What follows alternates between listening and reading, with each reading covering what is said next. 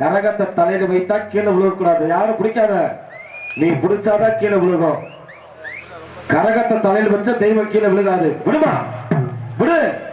இடுப்புல துணியை கட்டி விடுமா. நீ பிடிச்சாதான் கீழே விழுகும்.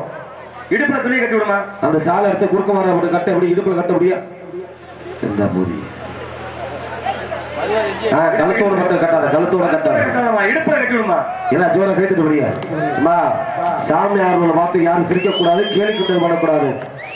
கேலி கிண்டல் பண்ணீங்கன்னா தெய்வம் நம்மளுக்கு அம்மா போட்டுரும். விசிலடிங்க. சர்வ சாதாரண